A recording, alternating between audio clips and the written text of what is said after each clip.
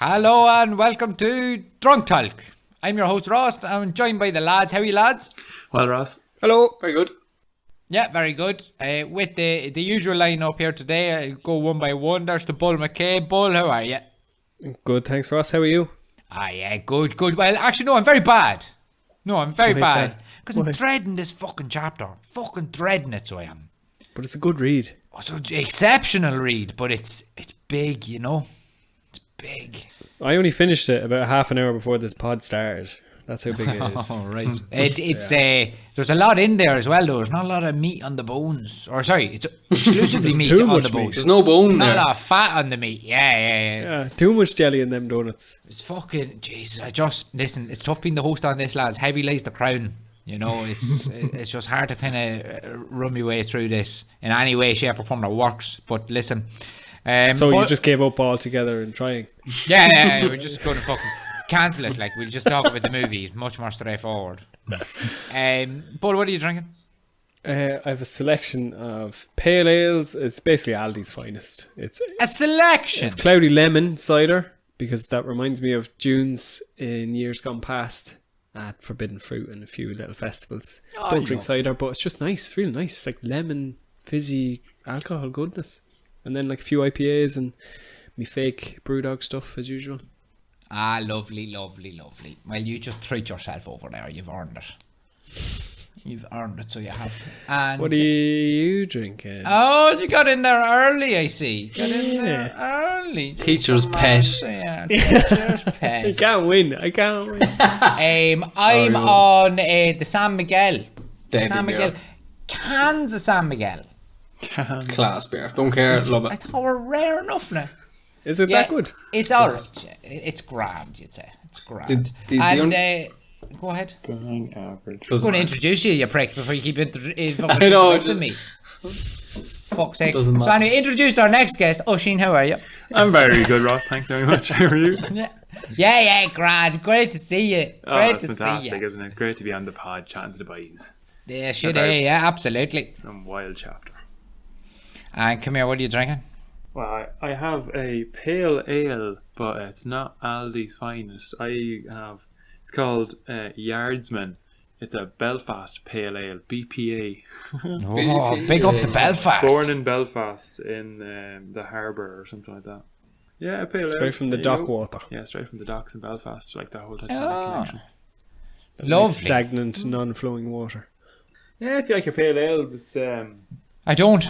no, it's pale ale. I don't know I how to don't. say more about it. I'm not a connoisseur. No, they all taste the same to me, and that taste is shite. I just But, thought I drank local. Get something. Yeah. Still part of a European journey, You though. were- Ush. you're You're still in Europe. You were talking about your carbon footprint there. Remember we were giving out about Greta Thunberg a while ago now. Yep. So if that's made in Belfast, like, you know, my carbon footprint's quite low on that beer. That European good. tour might have been heavy on the carbon. I don't know. No, Rein it it back makes sense. I'm with you 100%. Brilliant stuff. Fair play to you. A big shout out to Greta. You can come on the pod if you want. And Owen Duffy, how are you? Very good. Thanks. Yep. Good read, you'd say. Oh, good read. Long read. Talk fucking weeks. We'll be here till next week. 1 minute a page. 1 minute a page. Me whole Ross. I don't understand how it takes boys so long to fucking read a book. But fair play to you. It's Fair the, play. We're taking notes, which you clearly didn't do. no, but like in that Notes sense. are up in between the ears. Nah. I'm not. What? What are you going to say? Go on, get it out. Go on. What? What? What are you What are you drinking? drinking, Owen? Ah, Guinness. Guinness. Guinness. Yeah, reliable. I'm on number 3 now. I'm feeling it's getting to my shoulders, making its way down. Oh, is that who it works? Is that who it works? I have no idea. Is that why you always have to shite the next morning? It takes that long to get down through you. All the way down, yeah. Oh, that's heaven it. forbid, lads. Jesus. Right, come on. Bit of class to this. Lads, come on. That's real guttural podcasting right there. But no, what I was going to say about the San Miguel that you're drinking, Ross. Yes, It's boss. class because just anywhere in Spain you go, it's like €1 pints of it, and it's ice cold, and it's fucking hot as fucking Spain, and you just be supping that down, and it's good stuff. Oh, but yeah, I've never been to Spain. Never. Never. I think the only person I in never Europe have who's either. never been to Spain. What? I've never been to mainland Spain. I've been to islands that are owned by Spain. Yeah. Oh, that counts. Well, does it? Does it? It does. If you're in the Aran Islands, you But- could say you're in Ireland. Yeah, but Yeah, but Lanzarote and it's Tenerife not the are same. far from Spain. They're down fucking They're in Africa, yeah. yeah.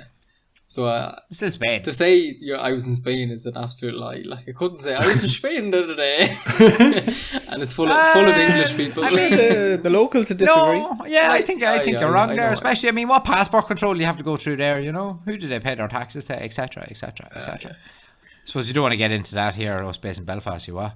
So anyway, lads, big chapter. Lot happens. Amazing chapter.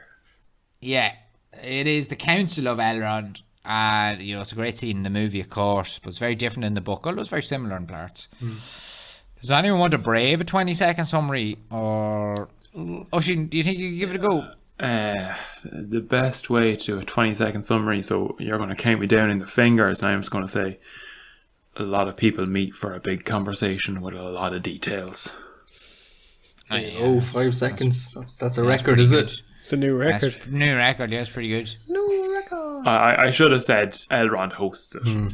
Yeah, he does. In fairness to him, he does. It's in his house.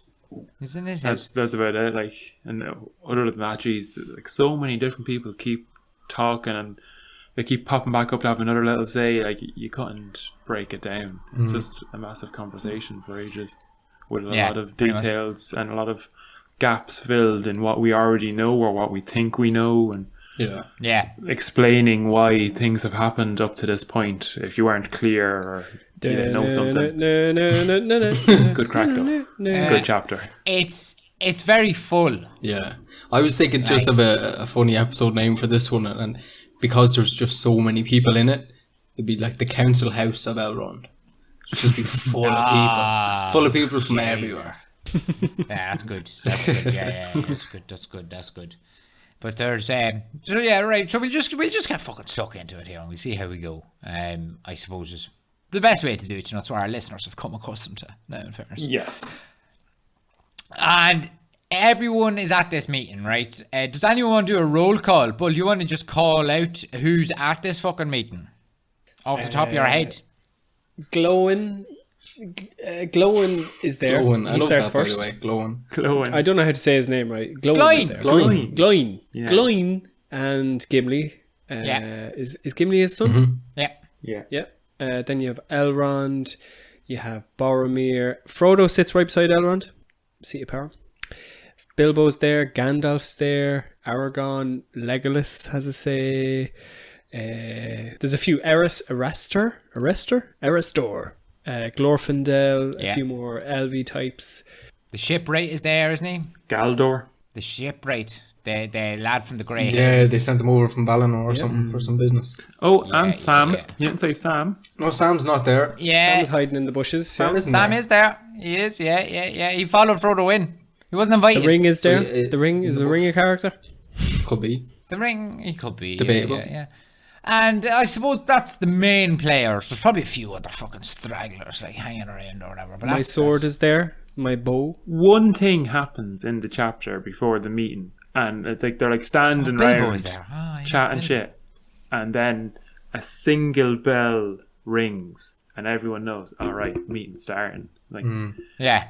Elrond's house must be huge if all these randomers have been floating around and the boys haven't seen any of them. Yeah, I mean, it's called The Last Homely Home. And like that to me makes me think of a cottage. This looks fucking a mountain, like. Yeah, some spot. Some fucking gaff, so it is. Bilbo's at the meeting, of course, and he's chatting away to Gandalf. Frodo's like walking around with him, and then the bell rings. What I thought straight away, lads, the meeting wasn't even planned. No one was invited to this thing. Yeah, everyone's just there by chance. A nice Yeah, coincidence, pretty much. or a terrible coincidence. So Boromir, like, It's almost like a Louvetar. You have to say it. stop, You have mute that man. I know, in fairness, that's exactly what it is. Yeah, pretty much, isn't it? It's like the wheels of destiny. Fate, or whatever. yeah, fate. whatever you want to call it. Yeah. It's fucking mad. And we find that out because the first person to get up and chat, for whatever reason, is Boromir. And he No. says, is it not? No? That was glowing. Glowing. Right. Yeah, so it was. Yeah, Was it? Yeah, he actually tells a good story. But, and then, yeah, where was I going with that? So, anyway, I'm going back to Boromir because I'm fucking, I don't want to get confused in myself because there's too much in this fucking chapter. So, Boromir is just like running around the place looking for Elrond and just gets there at the right time, at the right day, literally just in the door for the meeting. It's a bit much, isn't it? A bit much, like this fucking Destiny shit. 110 days he travelled to get to this place. And also, And he didn't know where he was going. he didn't have he had a rough idea in what region he lived, but no one knew the path, he said. No one from Gondor remembered. How to fucking get to this He place. took on the task of finding it, which is I mean, mad. We couldn't because- find the pub that Owen was in this Yeah. week when we were using Google Maps. So how the fuck did Boromir find this place? Yeah, that's true. And to be there at the same time as Frodo and Aragorn and Sam, On the morning. while they were just after getting there from their insane trip that couldn't have been timed because they've been held up and gone through all them near-death experiences. Yeah. And then Legolas showing up at the same time because he's been sent on a message by a completely different person from a completely different place. Couldn't have possibly known. And that's just They're all there for three. different reasons, like. They're all there for different reasons. The dwarves are there looking advice because there's fucking mad shit going on over there that we'll get into. Obviously, Bilbo is there because that's where he just plans to die, by all accounts. You know, That's like, it, I'm done. yeah, that's just what he's Still at. in rehab, like. Yeah, pretty much, yeah. And Frodo obviously is there with Sam. We know why, Gandalf, etc. It's all a bit much, this Destiny crack, isn't it? Fucking bit lucky, like. Yeah. Do you know, when you say Destiny, what that reminds me of is, do you ever read the Darren Shan books? Yeah. And there's literally a character called Des The little Tiny. vampire thing. Oh, Yeah. There's a character called Des Tiny, and he is Destiny. That's him. He decides. Jesus, So I think that's your. Bit much. Yeah. Bit Dead much. tiny. Bit on the nose, you'd say. Bit on the nose. Just a smidge. But that word always reminds you of it. Like Basil exposition. Yeah, I know that's fucking class. But this, in fairness, this entire chapter is exposition. This is an exhibition in exhibition. Yeah. How you Exhibition doing? in yeah.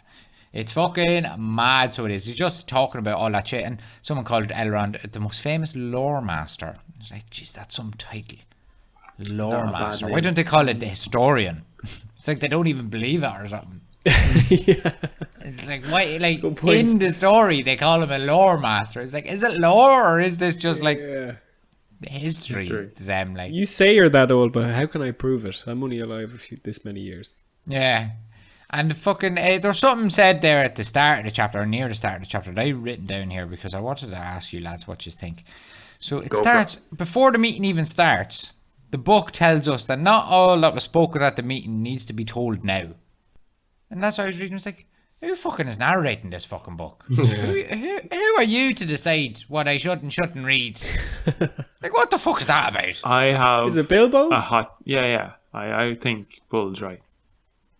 Bilbo wrote the book. Yes. Well, they talk about it in the chapter at the end that he is a story to finish and blah blah blah. But I guess that's where you're going. No shit, is it? No, Bilbo specifically says to Frodo, whole chapters before you got here were wrote.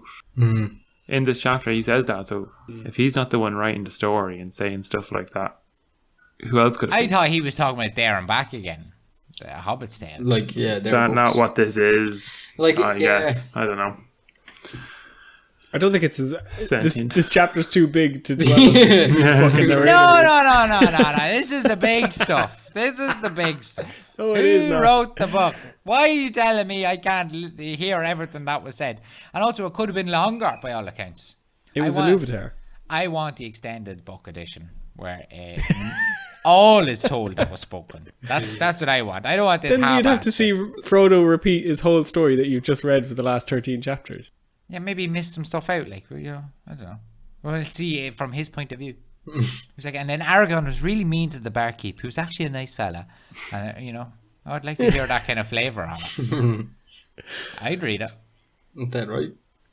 You'd be the only man to do it. So Glyn gets up there and he has an old fucking spiel, doesn't he, Bull? He does. He laments that he's lost Balin. Balin. Balin. You Balin's and your gone off, dwarf and he names. reveals. I know. He reveals later that he's like gone looking for Tor Train's ring, one of the rings of power, but also just to restore the glory of Moria, which is, obviously we know from the films, the little path that they took, an old dwarven kingdom, and they dug too deep to get to the Mithril, and awoke that which must not be named. I think they awoke Voldemort. But they don't really go into who it is. I guess it's your man Durin's Bane. The Balrog. Yeah. But one of the things I noted from this is that it's been closed for like a whole age. I thought it was just closed a few years. Like. Oh, thousands of years. Yeah. Thousands and thousands of years. The It was way first, is shut. first dwarf city or whatever, really, and then Gyan, first one to fall as well. I have a hot take on this, boys, if you want to hear it. Let's go. Absolutely. That early? Go on. Yeah, nice and early hot take. So, Gloin says, and if you remember, we know who Gloin is because the Hobbit, right? Mm-hmm. He's one of the company that goes with Yeah, Bilbo. the 13 Yeah. or 14, whatever it is. Yeah, and their whole thing was trying to get their home back, trying to get the Lonely Mountain to restart that dwarven kingdom. It's a great dwarven kingdom that Smaug, fucking destroyed, and this, that, the other, right? And that was their whole big fucking thing. And then over the years, and he says he doesn't know how it started, but people started to talk about Moria again, right? So this, obviously they took the Lonely Mountain back, and that wasn't enough for them after what is it, like 74 years ago. So then like 50 years after that, they started to get greedy again. Greedy. I'm thinking they don't know why. He doesn't know why this was happening, and he kind of seemed to be sad that people started talking about Moria again, until eventually Balin listened to the rumors, like, right, fuck it, we'll go off to Moria, and eventually they all died, of course. And he doesn't know that, but he thinks they have, and that's why he's at the meeting. He wants to know what happened to them, pretty much, and talk about some other stuff. But I think the hot take is here: Sauron is growing more powerful, and it's bringing out the worst nature of the dwarves. There you go, boys. Now that you say it, Yeah. isn't there a thing on the gold that they have called dragon sickness or something? That you can't take back the dragon's gold because, or is dragon sickness a thing that the dwarves get, or is it on the material wealth that they hoard? I think it's the material wealth. It's like they inherit the sickness that the dragon has. It's like a dragon wants gold it's the only thing a dragon wants. Like it will be attracted until its dying day to gold, and the dwarfs will kind of take on that tendency as well. Where'd you learn that? That's kind of what I got from The Hobbit. Like, Oh, right. I haven't read The Hobbit in even longer. this isn't fact I'm spouting, by the way, and everything we say isn't fact either. It's just this is opinion, right? So Fresh off the mind. Didn't we say before that the rings of power accentuate whatever your characteristics are as a race? yeah. Did we ever say that? No, sounds like nonsense though. No? Okay. I don't know. Say it though, and then I'll rinse it. Well, like if the dwarves were created by they weren't created by Eru, they were created by Here we go. one of his Yeah, smaller different. lads, Yeah, and yeah. he left them lying in the mountains, and so they like doing what that god like doing, which was like building things and creating things and digging in the earth. Yeah. And so they would keep digging and digging, and I mean the fact that he created dwarves is like a show of his power. Like, I can also do this. See what I can do, God. I know I shouldn't have, but look what I can do. And then they're like, well, look what we can do, and look how far we can dig and what we can build. And they'll just Where are you going they'll with just this? they just keep on delving into that characteristic of we want more. So you think when they have the three rings, it 7, yeah. Or the seven, Hold on, rewind there just a second, right? What does being born in a mountain got to do with being greedy? No, I didn't say it like that. that was their instinct. He said it was their instinct because they were born there. But the rings of power made them greedy, though. It didn't make them better. He's saying were they already they already have some sort of greed in them, as their whole job was to fucking mine. And No, what Ross is saying is exactly what I was saying, that it made them greedy for more digging, and that's why they dug up Durin's Bane, and They dug up too deep. I agree with you. That's why I think the Balrog exists. Is because when Durin had the ring, first of all, they kept digging and digging and digging, and they dug too much and got the Balrog. You wanted more Mithril. I don't know if they had the rings when that happened though. Well, like the Durin's folk were 1,000, Don't like think so. what, I don't know, 1,000 odd years ago. That's when he made the first rings to give to dwarves and elves I think. and men. Yeah. I'm not sure now if that Balrog was Lines up. found. Yeah, I don't know how that not sure if that lines up with Sauron. Because I know Melkor had died alright, and that's why the Balrog went to sleep, because they were servants of Melkor. But I do, in the movies, I remember Elrond saying it was something to do with a Balrog of Morgoth. And isn't Morgoth one of the evil gods that was before Sauron? So Sauron's master. yeah. Sauron's boss, yeah. Yeah, they were all like, Balrogs are like the same level as Gandalf and Sauron, but they just followed the other lad. But anyway, yeah, I don't know. We'll leave that to the Patreon, and they can get in touch and tell us what they think. Hot takes What the Rings and of all that Power crack. do to. Yeah, what did the Rings of Power do to the dwarves? But they're definitely greedy now, and I don't think it's the rings that's making them greedy. I think it's more Sauron's influence, maybe. But then Sauron is like directly courting the dwarves. Like directly, isn't he, Oshin? He's sending a messenger who, this is me taking hot liberties in my own mind. I don't know, have you seen the extras in the Return of the King? You know the voice of Sauron, and the voice comes out. The and mouth it's of just- Sauron, yeah. Whatever he is, yeah. I imagine it's him being sent as a messenger to the dwarves, being like, here, you boys, have you got a ring? Have you heard anything about this? I just assumed it was a Nazgul. Same. Did you? I was thinking it was him. But I like Ushian's better. Yeah, I like yours better. I'm going to go with that now. Yeah, it was this random, like, he'd be freaky enough sending up to your door, but he's basically asking the dwarves, have you seen or heard anything about this Shire, about the ring? We want it. We can make your life better. Like, for an evil genius. Like, yeah, it's a fairly simple plan. Like, it's not exactly... we don't want the ring. Well, it's only a little thing. But, we fancy it. So if you've seen it, let us know, kind of thing. Like, bit weird. Fucking mad. I'll come back 3 times and I'll ask, but it's nothing. Yeah. Don't worry about it. Yeah. But do you have it? Yeah. But if you don't, I'll fuck you. I need it as yeah. But I like your man, I'm not sure, Dane? Yeah, Dane Ironfoot. He was the one, he said, the time of my thought is my own to spend. Oh, you can't tell me how long to make a decision. Yeah, and then your man literally says, for now. Creepy. Which I thought was pretty cool. Pretty fucking cool. Like, bit of threat there behind that. Yeah. It's mad that he thought that would work. Yeah. Like... That's your best bet. How shifty are the dwarves? Like, I mean, did he actually think, like, the dwarves would be like... Fooled them twice, like. Oh, yeah. I know the lad. We'll help you out. But I suppose some men, it does work on, right? Yeah, corrupt. It worked the first time. The messenger also said something about, we'll give you back the mines of Moria. So that's a big enough thing to the dwarves at the minute. Oh, that was the trade-off. Yeah. But it's all tainted. It's like, if you get it, you're under his control and, you're under his rule. It's not free Moria. It's like North Korea Moria. I think that a lot of the dwarves were kind of embarrassed because there was this kind of like rumor going around that their wealth wasn't as good as it used to be, and they were like trying their best to become what they were. So it was like, we'll do anything possible. But Make dwarves great again. yeah, pretty much. Basically. Let's make a flag and a hat. So Moria would have been the perfect thing to say, look, we'll give you Moria if you're joining our side, but yeah. Like Greece invading Turkey now to get Istanbul. Yeah. But I suppose that's why Constantinople, woo. that's why Gloin is there, because he's given us a choice, and now I'm here to ask you what to do. And he's saying this to Elrond, like, so that's why they obviously have some sort of inkling or thought in their mind that maybe we should go with this guy. It's like they're here to test the waters. Yeah, none of this in the movie. None of that, no. Gloin isn't even there. It's only now in the chapter that Elrond actually starts talking and tells the story of the ring.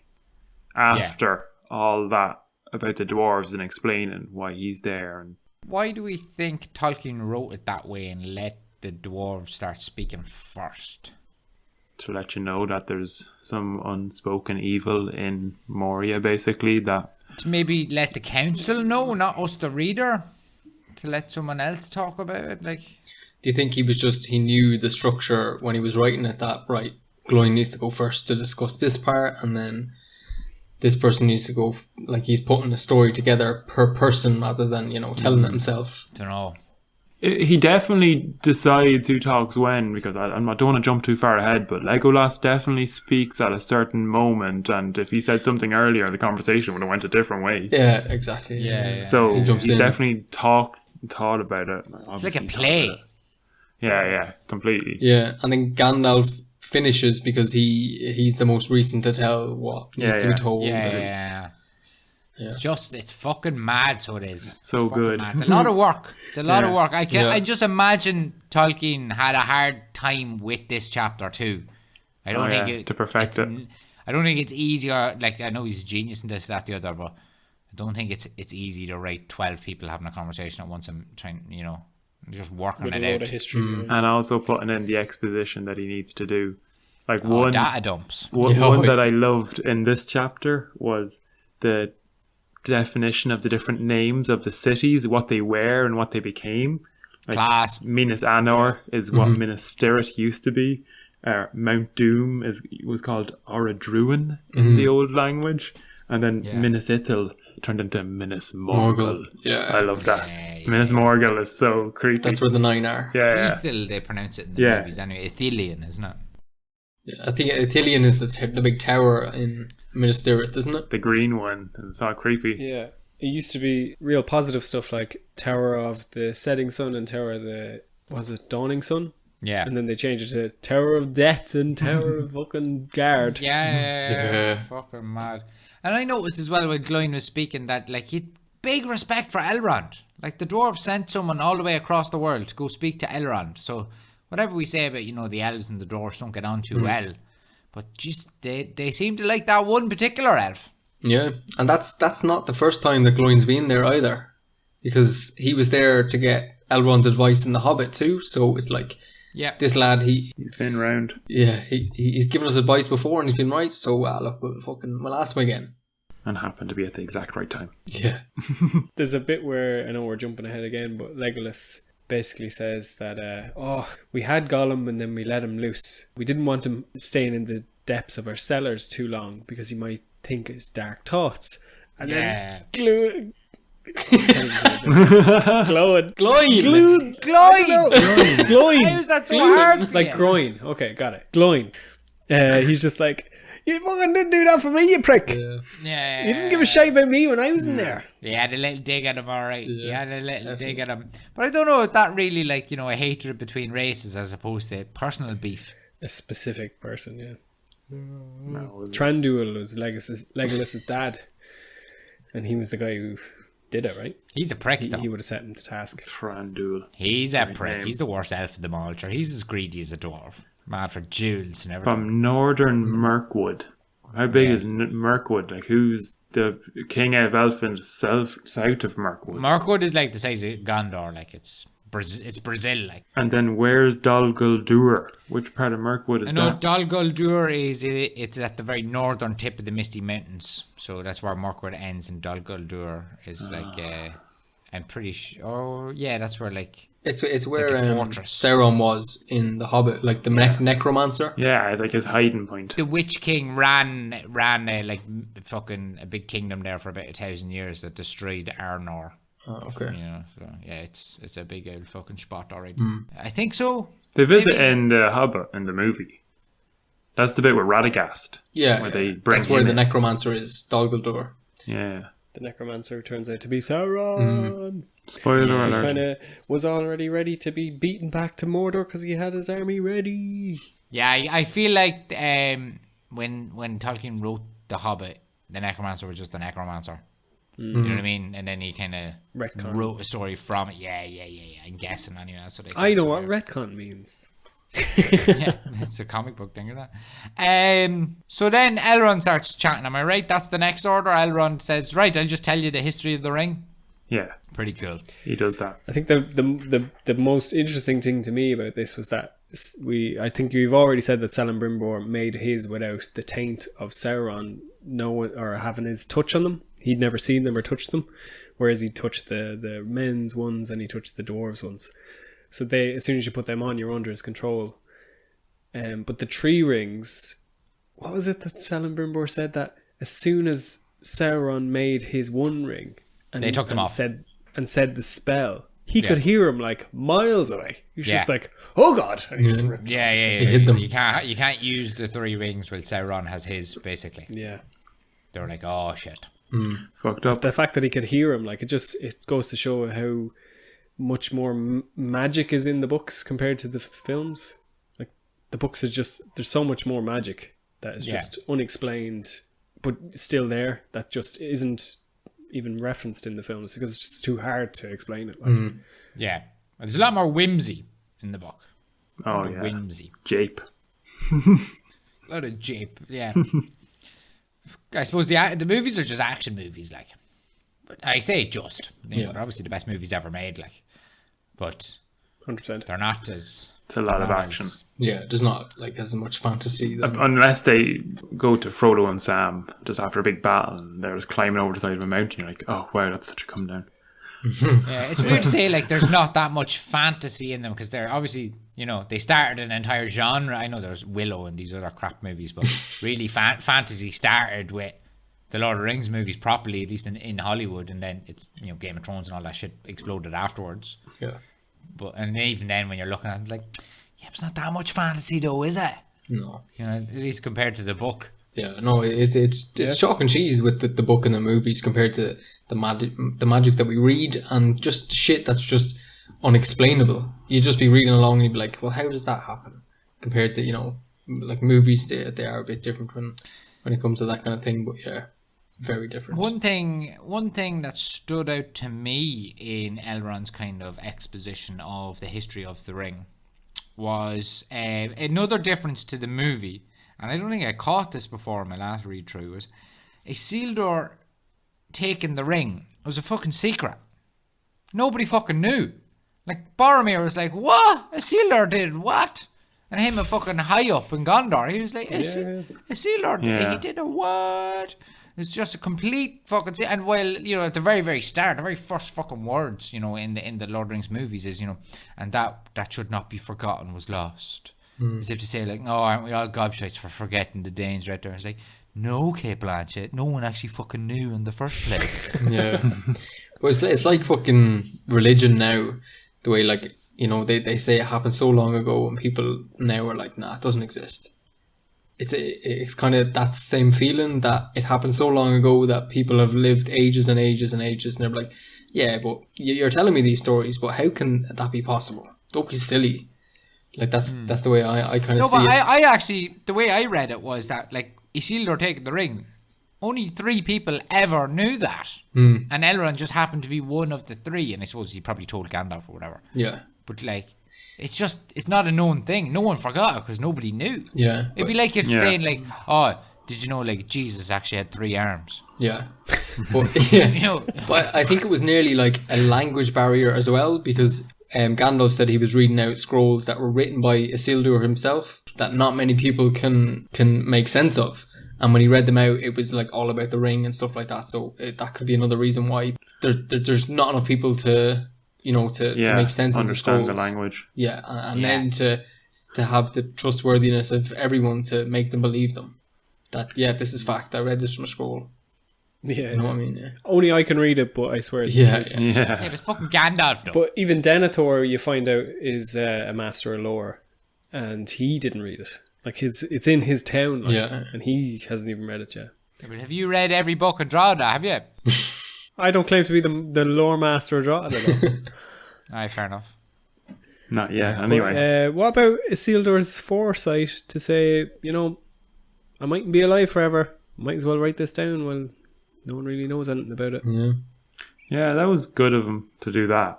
Because they'd be fucked otherwise. Yeah, it was nice of him, wasn't it? He wrote down a language he couldn't even read. That's fair doing. Yeah. I don't think I could do that. Tracing it out. I like to imagine him being obsessed with the ring and just like looking at it all the time and writing down everything about it, and you know, so in that sense it kind of makes sense. He's like, geez, this thing is so class, I have to write it down. You know what I mean? Yeah, that's a bit creepy when you say it like that. But he has to keep it hot to read it, so I don't know. Does he though? No, he doesn't. It's hot when he takes it. Yeah, he mentioned that as Sauron's finger is red hot, black hot. From as That burned him on the hand. which is just mad. Like, just Sauron is just hot shit. He's just boiling. But that whole line was so fucking interesting though. Like, he said he took it from Sauron and it was still red hot, and he was like, the sear and pain, I thought I'd never forget it. I'd never forget it. And then it was gone, and then the ring shrank, and then the letters were there and he said something like Sauron's finger is like molten, or he's constant. I think they're down here somewhere. But hey, like, what is Sauron? Like, he's just hot shit. Abbey or somewhere. It's the Human Torch. Something like that. Was he denied a bank loan? But yeah, no, when he was the scroll bit as well, he was saying that he could still slightly see the letters, even though he'd never thrown it into fire because it was too precious to him. He didn't want to throw it in the fire because what if it fucking he was melted? afraid he was going to damage it. So I think it was super hot when it first came off Sauron's finger, and then it stayed hot for a long time. Residual. Like a couple of years, like. Yeah, and he was reading it after a while, like a couple of months later, looking at the thing going, jeez, it's still hot, and I can just about make out that writing. I'll write it down now because I've been staring at it for this long. Yeah. Freak. Poor old Isildur. He says it shrinks too. Did it fit around his willy, maybe? He probably tried. Too hot. You want a Bernie Willy. Oh man.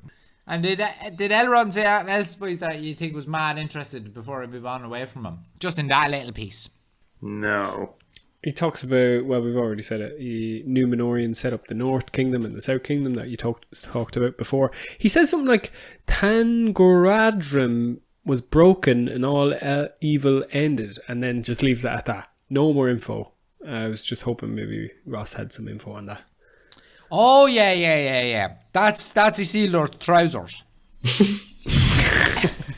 Fine bare britches. That was, the britches split down the bottom there. And when The arse was out. the arse was hanging out, like, and the orcs seen that, and they broke their spirits.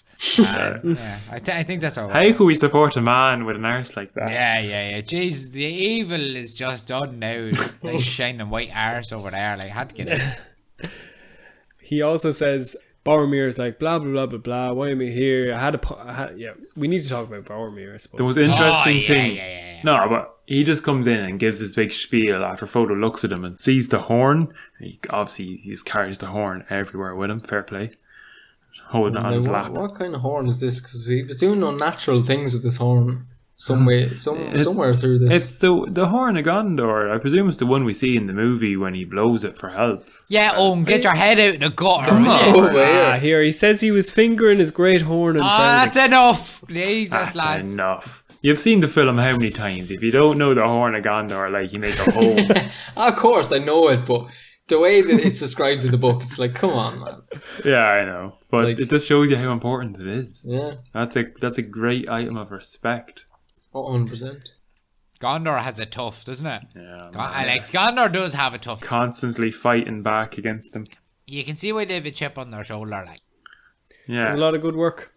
there's a lot of hard work. The bulk work. work. What did they say? The bulk work of the West. They're fucking fighting. If they're not fighting the Haradrim, they're fighting the Easterlings. They're not fighting them now. They're fighting Mordor again. Lost a skillet to them. And Here, Jesus, I love how Boromir describes it, and they didn't lose by strength of numbers. Did you just pick that up? oh, there was a power in the orcs or whoever was attacking them. There was an extra it's power. the Witch King. Yeah. It's the Witch King that who's screeching at them. You see it in the movies Oh, where they can't. They cower. Yeah, and like they run away and shit. Oh yeah. Yeah. So it's like they it's not like the orcs just outnumbered them. They just broke all their spirits and they had to leg it. Which is mad because he says like 4 people got across the river, which is him and his brother and 2 other lads. Yeah. Oh, I missed the point when we were talking about Isildur. Like when Isildur died, only 3 people left that area, got away alive. So like if Isildur died and everybody in that company died, no one would know that the ring was in the river. Yeah. So who told, like where did that, I forget, it's probably written down, but 3 lads survived and told. I think he said like Isildur's squire came back with the shards of Narsil or whatever it was. Yeah. I think that was the lucky thing. The 3 lads survived, preserved Narsil, but I think really whether they knew the ring was in the river or not is immaterial because it was No, lost they- anyway. Yeah, They knew they there was wouldn't have abandoned known the that, Gladden right? fields. It That was didn't matter because it still turned up in Schmiegel's hand anyway, or whoever Schmiegel's friend was. Yeah. Daigle. Daigle. Daigle. Oh, per Daigle. But it was the saving in Narsil that was more important. Speaking of Narsil, boys, fucking Aragorn just stands up while Boromir's talking. He's like, well, Look at that. Do you ever see one like that? look at that. I'm the king. Zips down the cacks. Because, well, in fairness, right, so Boromir's talking about his dream. The dream is good. Yeah, Does yeah. anyone have the dream there in front of them? The little poem thing. Seek for the sword that was broken. In Elamdris it dwells. Eladris. There shall be counsels taken, stronger than Morgul spells. There shall be shown a token that doom is near at hand, for Isildur's bane shall waken, and the halfling forth shall stand. Yeah. I have two things to say about that, right? One, amazing. Right? Yeah. And we know exactly what every line means, in fairness. Yeah. Two, why didn't you write shall be woken? Rhymes better. What did he say? Shall be woke. Shall be waken. He did though, but that's how it's spelled. And it's like, you missed your chance, Tolkien. Oh. Must be a reason. You know what I mean? Like, it doesn't rhyme. Yeah. No. God. He chose that. He can rhyme. I know. Oh, he knows how to rhyme, that fella. I know, But just why sometimes you read even the shite Tom Bombadil spouts, you're like, at the end there might be an old rhyme it, and then not. Just some random word in there. Yeah, maybe we have to read it in his ridiculous accent. Which I can't do and won't do. But Boromir's dream is class. So Boromir and Faramir have the same dream on the same night. And then Faramir has it a lot more, and Boromir has it once more. And it's this fucking dream about, like, This meeting. go to Imladris. Go. And he finds out exactly what all this means. We know what it means. And then the sword should be broken. He's like, what fucking sword is he talking about? In the movie, it's just like, oh, look, it's the sword. Like, Boromir already knows all about it. Yeah, and it's on like a Hasn't a perch. clue. Hasn't a fucking breeze. Like. It's still sharp. Yeah. But in the book, sure, he hasn't a breeze of any of this. Yeah. And then I like how he eyes, I think it says he eyes Aragorn suspiciously. Aragorn is also like in all his shitty travelling clothes. Oh, he's a tramp. Yeah. Oh, he's a tramp. Not in the nice silky smooth silver thing he was wearing in the film. And Legolas introduces him. He's like, boys, you don't know who you're talking to. That's fucking Aragorn. Yeah. It's kind of the same in the movie too, which is nice. Aragorn, son of Aratil, son of Arathorn. Aratron, son of Megatron, son of... Well, in the book, he's kind of like, yeah, I am Aragorn. Yeah, he just Yeah. blasts the Do sword you at want him. me to be king again? Do you want me to be king? It's like, what? Go away, He's you kind of tramp. arrogant. Isn't it? Yeah. He's more arrogant. And it's almost like the roles are reversed. Aragorn comes across arrogant in the books and Boromir comes across arrogant in the film. Yeah. They've swapped that. I think so. I did like how Aragorn sounded a little bit angry and a little bit proud. You know what I mean? Like, it makes sense for a lad who wants to be king of two countries, It makes a little bit more sense. Well, listen, obviously the book Aragorn is class, the movie Aragorn is equally class in a different way. But I like More it. humble in the film. Yeah, he's just more of an anti-hero, more of a modern type, You can get into, Tolkien obviously was a royalist. He legitimately believed that the best form of democracy is the Queen of England decides what happens. Like, that was his actual beliefs. But Aragorn was like, it's not just Gondor fighting orcs. Yeah. It's a good speech, in fairness. It is, yeah. You get behind him. Called himself Protector of the Wild. Is it? Simple people remain simple because I let them be so. Yeah. Yeah. Gets another dig in at Parliament. Did you read that? And just because you're a fat man in a town, a mile away from what would kill you, you think you're safe. I'm just like, leave Parliament alone. Yeah. Yeah. But he's dead right too, though. He is dead right. I think that's actually class. I wouldn't mind a spin-off of them boys. The Rangers, yeah. Yeah, everyone fucking hates them and they're just like saving the world. Fucking thankless job. Yeah. But they go everywhere. But Aragorn says that he's been to Rune and Harad, where the stars are strange. Did you see them on the map? They're off the map. Yeah, that's like Yes. that's like a different hemisphere. If you go to the Is it southern in China, hemisphere, like? different China. different stars you see, different constellations. He's been far.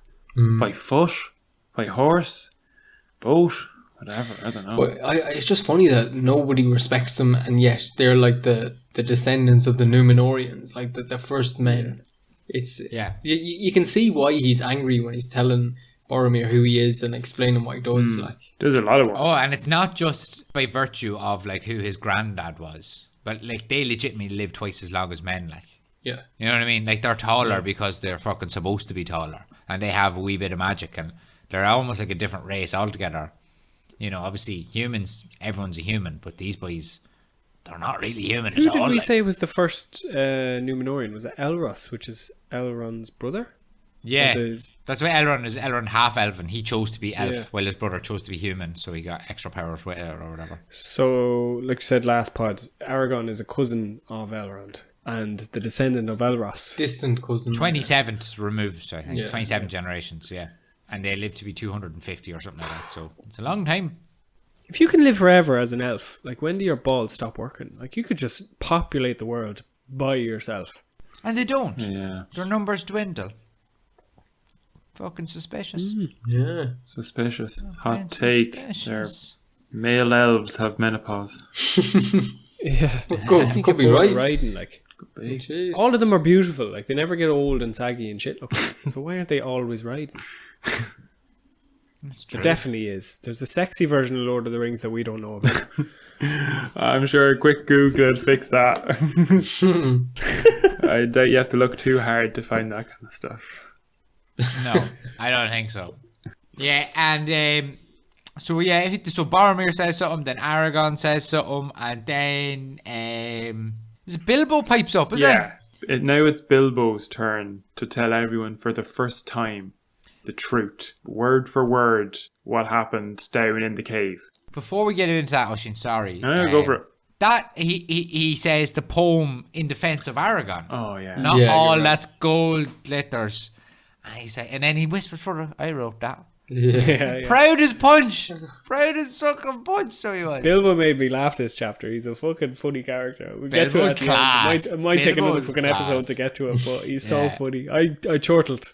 Bilbo is fucking class. And I never knew he wrote that. Like, that is good. And I Yeah, want to it's a- have a quick call back here to some earlier chapters when Gandalf signed off his letter with Bilbo's poem, as it were. Mm-hmm. And this the same fella, he was saying no one will read your book because it'll be shite. Fucking Him quoting him. Gandalf. Yeah. Fucking bully, so he is. He doesn't say that in the film though, does he? No, he doesn't at all, no. No, it was great. No, Bilbo's class in this whole chapter, I think. He's a great character. Gandalf is telling Frodo the poem that Bilbo wrote to convince Frodo that Aragorn is a good person Yeah. and to trust him. Yeah. That's a convoluted thing to do, like. But then Bilbo uses the poem that he wrote himself about Aragorn to convince Boromir Yeah. to trust Aragorn. This poem's got a lot of weight behind it. A lot of legs. There's a lot in that poem. Like, did Bilbo learn all this from Aragorn himself? Did Aragorn sit think there and so. say, "I'm this, and this, and that, and that, and that"? 'Cause I he knew think so. like, the poem is fairly descriptive of Aragorn and future thing, not stuff that's happened before, but what's about to be. Because it talks about him being, Narsil's being remade again, and the Dark Lord coming and all that kind of stuff. How does Bilbo know this? I So guess it's just I'm going to meant jump to in be, here. innit? No, I'm going to jump in here. Very start of the chapter, Owen. Mm. This might be a tepid take, I suppose. Very start of the chapter. Where does Frodo find Bilbo? With Gandalf. But he's not just with Gandalf, is he? He's in deep conversation. That's how it's phrased. That's what they do. I literally think that's what they're doing when they're smoking. Is Bilbo's picking Gandalf's brain. And Gandalf knows everything, obviously. Yeah. And Gandalf is just Gandalf knows the end, I guess, right? he knows how to get there, I think. Yeah. I don't think he knows the He future. can't really finish until the Dark Lord is done. Right? Yeah. That's the end goal. But One way yeah, upon he it. knows how to get there. Yeah. And then Aragorn says something like, "Oh, like we knew we were the kings, but we couldn't go until the ring came. Like that's just what we've always been told. We tell that to ourselves." It's like, what? But didn't Bilbo also write this years ago? Like, it wasn't a new Yeah, thing. Like, when he was in Riven the first time, or when he first met Aragorn. I suppose, yeah, I'm not sure if it says it in the Hobbit book, but it makes sense that Bilbo was in Rivendell before, and at that time, maybe Aragorn was there, and they were just chatting, and so was Gandalf. Could have been. He would have been about.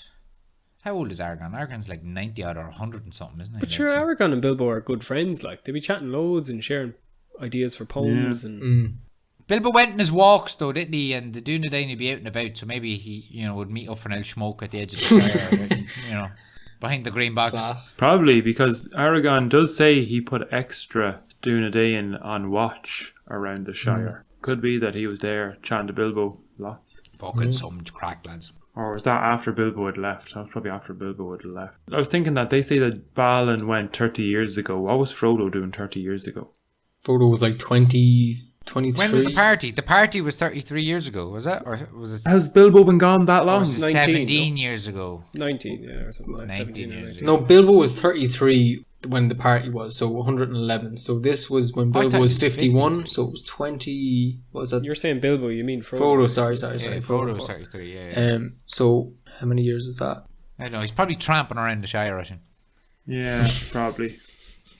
But just that means Word. Balin left not that long before that party then. Yeah. And he's Yeah. been missing that long. Yeah, he's been missing a while, yeah. So it's within Frodo's lifetime. Like, Yeah, oh god, yeah, 30 years ago. Oh, yeah. still yeah, a long definitely, time yeah. is a long time to be Yeah. missing. Frodo's 50 at this stage. Sorry, that's going back to the start. Yeah, We'll go back to where we yeah.